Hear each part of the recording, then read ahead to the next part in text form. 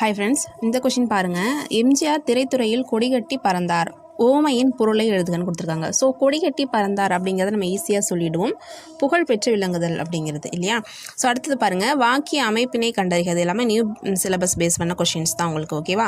So பந்து உருண்டதுன்னு கொடுத்துருக்காங்க. So தன்வினையா, பிறவினையா, செய்வினையா, செயப்பாட்டு வினையான்னு கேட்டிருக்காங்க. செய்வினையும் இல்லை, செயப்பாட்டு வினையும் இல்லை அப்படிங்கிறது ஈஸியாக கண்டுபிடிச்சிருவீங்க. தன்வினையா பிறவினையா அப்படிங்கிறது தான் இதில் நமக்கு சில பேருக்கு குழப்பமாக இருக்கும். ஆக்சுவலாக உருண்டது அப்படிங்கிறது, ஸோ ஒரு பந்து தானாக உருண்டது அப்படிங்கிறது தான். ஸோ தன்வினை அப்படிங்கிறது தான் கரெக்ட். நமக்கு இது புத்தகத்தில் டேரெக்டாக இருக்குது. பிறவினை அப்படின்னா பந்தை உருட்டினான் அந்த மாதிரி வரும். ஓகேவா. அடுத்தது பாருங்கள், நீ விளையாடவில்லையா என்ற வினாவிற்கு கால் வலிக்கிறது என்று உரைப்பது எவ்வகை விடை அப்படின்னு சொல்லி கேட்குறாங்க. ஸோ நீ விளையாட வரலையா அப்படின்னு சொல்லி கேட்கும்போது கால் எனக்கு வலிக்குது அப்படின்னு சொல்லும்போது ஏற்கனவே விளையாண்டுருக்கான், அதனால அவனுக்கு கால் வலிக்குதுன்னு சொல்கிறதுனால உற்றது உரைத்தல். கால் வலிக்கும் அப்படின்னா உருவது கூறல் விடை. ஓகேவா.